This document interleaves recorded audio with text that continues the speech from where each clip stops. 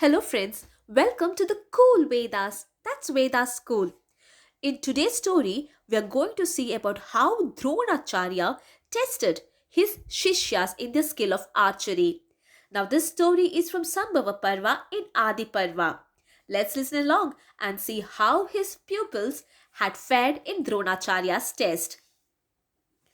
Now, with the constant guidance from Dronacharya, two of his Shishyas became very much accomplished in the use of Gada.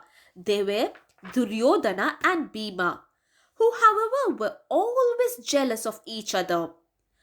Ashwatthama, Drona's own son, excelled everyone in the mysteries of the science of arms, while the twins, Nakula and Sahadeva, excelled everybody in handling the sword.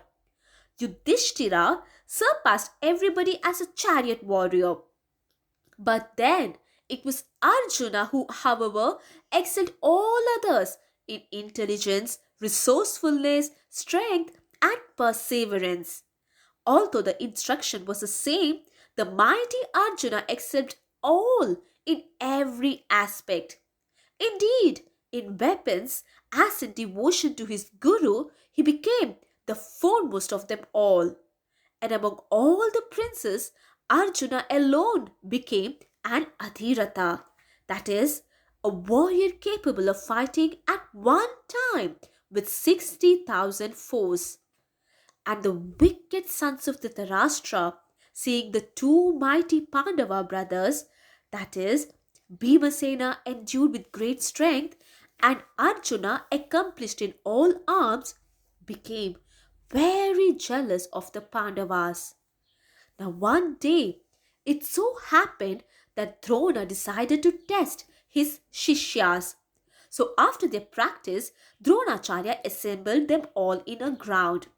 And before getting them together, he had set an artificial bird as the target for the shooters and placed it on top of a tree. Drona then looked at his loving Shishyas and said, "My children, take up your bows quickly and stand here aiming at that bird on the tree. With arrows fixed on your bowstrings, you need to shoot and cut off the bird's head. As soon as I give you the order to do so, I shall give each of you a turn, one by one." Then Drona turned to Yudhishthira, saying, "O good one, aim with your arrow and shoot as soon as I give you the order." Yudhishthira took up the bow first and stood aiming at the bird.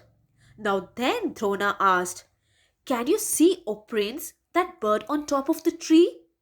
To this Yudhishthira replied, "Yes, I do, Guru."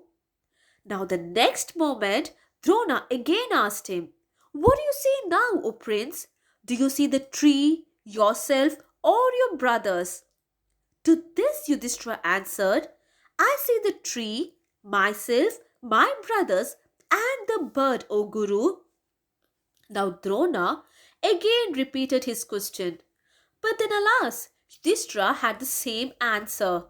Now Drona was a bit irritated with Yudhishthira, and then he turned to him and said, "Stand apart, O prince, it's not for you to strike the aim."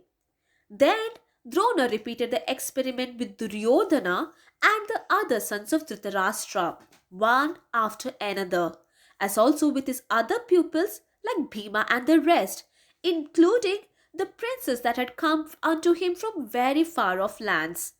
But the answer in every case was the same as Yudhishthira's.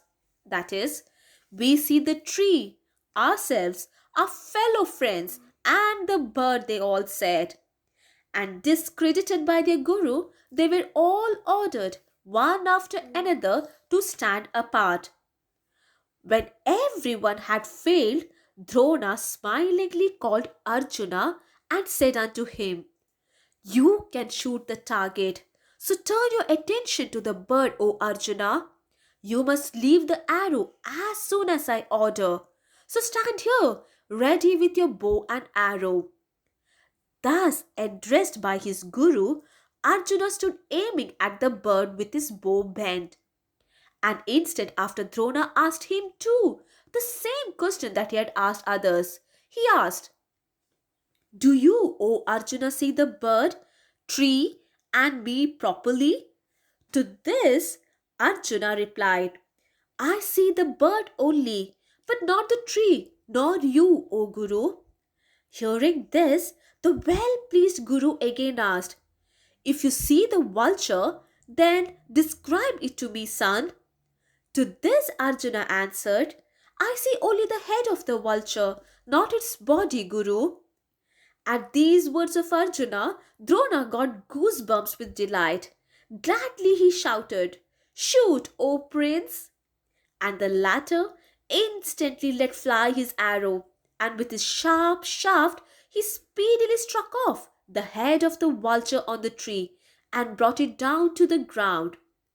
No sooner was the deed done than Drona clasped Falguna to his bosom and thought Drupada with his friend who had turned foe now to be already defeated. Now who is Drupada and how he earned Drona's wrath? To know this story, you can find the link in the description box or on the left top corner of your screen. Now, would you like to know the story of how Dronacharya was attacked by a crocodile and about who saved him? Let's read along and find out the story. Please like, share, and subscribe our channel for more Mahabharata stories. Don't forget to press the bell icon. Thank you. Namaste.